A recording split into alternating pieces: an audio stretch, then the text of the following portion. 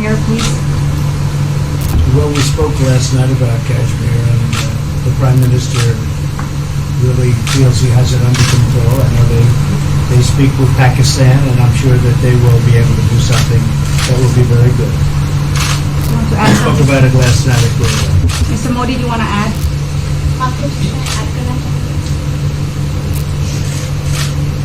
भारत और पाकिस्तान के बीच कई बायलैटरल इश्यूज हैं और पाकिस्तान के प्रधानमंत्री के चुनाव के बाद जब मैंने उनको टेलीफोन किया था तब मैंने उनसे कहा है कि पाकिस्तान को भी गरीबी के खिलाफ लड़ना है, भारत को भी गरीबी के खिलाफ लड़ना है, पाकिस्तान को भी अशिक्षा के खिलाफ लड़ना है, भारत को भी अशिक्षा के खिलाफ लड़ना है, पाकिस्तान को भी बीमारी के खिलाफ लड़ना है, भारत को भी बीमारी के खिलाफ लड़ना है। हम दोनों देश मिलकर के गरीबी के खिलाफ लड़ें, हमारी असुविधाओं के खिलाफ लड़ें और हम मिलकर के दोनों देश की आवाम की भलाई के लिए काम करें। ये संदेश मैंने पाकिस्तान के प्रधानमंत्री जी को भी दिया है और राष्ट्रपति ट्रंप से भी हमेशा हमारे इस बायलैटरल संबंधों के संबंध में बात होती रहती है। Between India and Pakistan, there are many bilateral issues, and after Mr. Imran Khan became the Prime Minister of Pakistan, I called him up to congratulate him, and I told him that Pakistan needs to fight poverty, India too. Pakistan needs to fight illiteracy, India too. Pakistan needs to fight disease, India too. And so together, let us join our forces to fight poverty and all the ills that are facing our two countries. Let us work together for the welfare of the people of our two countries. And this is the message that I keep giving my counterpart in Pakistan. Along with President Trump, we also keep talking about the different bilateral issues between us. Mr. Modi, would you like to have President Trump be involved in negotiating between Pakistan and India? Bharat और पाकिस्तान के सारे issues bilateral हैं और इसलिए हम दुनिया के किसी भी देश को इनके लिए कष्ट नहीं देते हैं और मुझे विश्वास है कि भारत और पाकिस्तान जो 1947 के पहले एक ही थे, हम मिलजुल करके हमारी समस्याओं पर चर्चा भी कर सकते हैं और समाधान भी कर सकते हैं।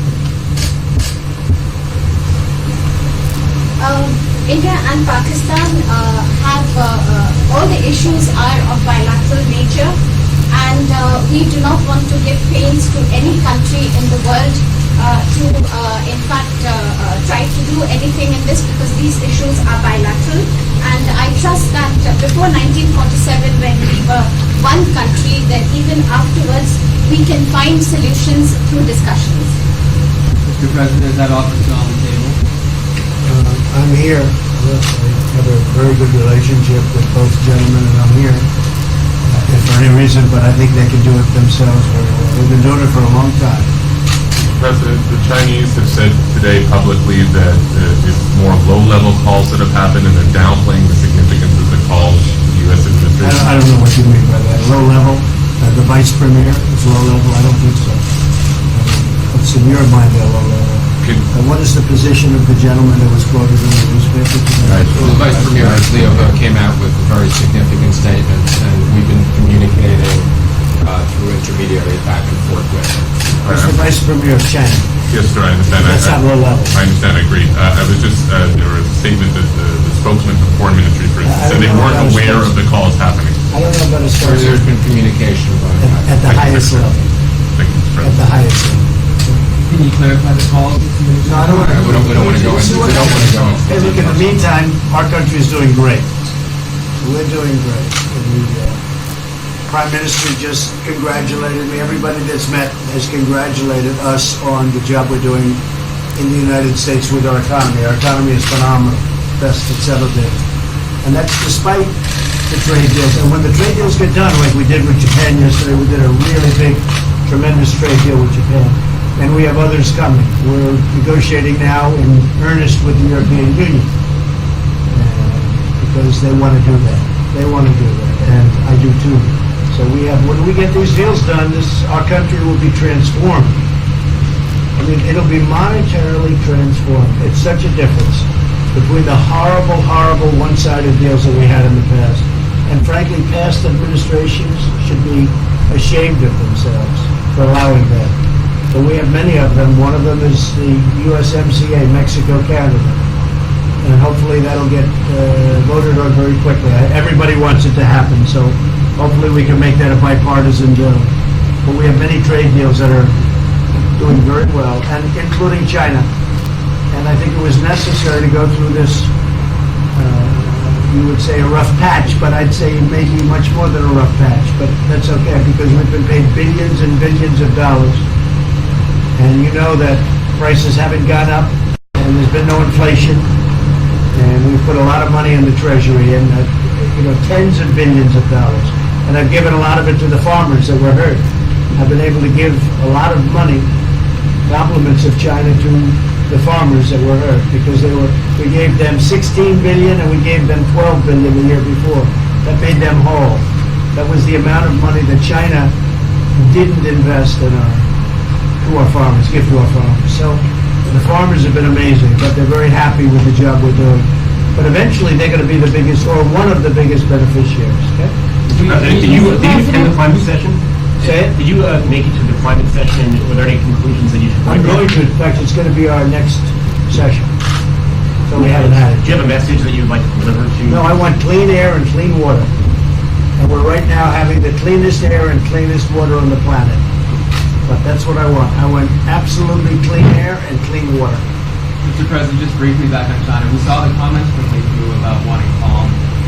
Calm, exactly. Just wondering if you could clarify what you meant about the call. Was that with lighthearted? I don't want to talk about calls. We've had calls. We've had calls at the highest levels. But I don't want to talk about that. But the Vice Chairman put out a statement last night that was a statement, and saying that he wants to make a deal and he wants calm. And I think it's a very good word to use, calm. Not a word that I use that often, but it's a good word to use. And I think it's one of the reasons that's a great country. I mean, they understand. I think that message also helps with respect to Hong Kong. I really do. I think it makes it easier for Hong Kong to do something. And I think that President Xi will do something with Hong Kong. I really think that message is a good message with respect to what the ultimate outcome is in Hong Kong. Very, very positive message. And we appreciated it.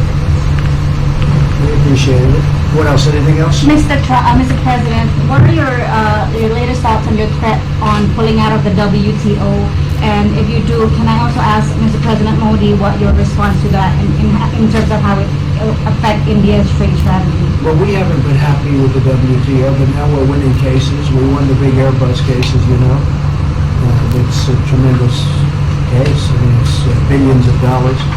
That was a very recent victory, and we're winning cases now. And we're being treated more fairly now in the WTO, which we appreciate. मुझे लगता है कि हम दोनों को बात करेंगे, हम दोनों बात करते रहेंगे, जब जरूरत पड़ेगी आप लोगों को जरूर जानकारी पहुंचाएंगे. He actually speaks very good English. We just don't want to talk about it.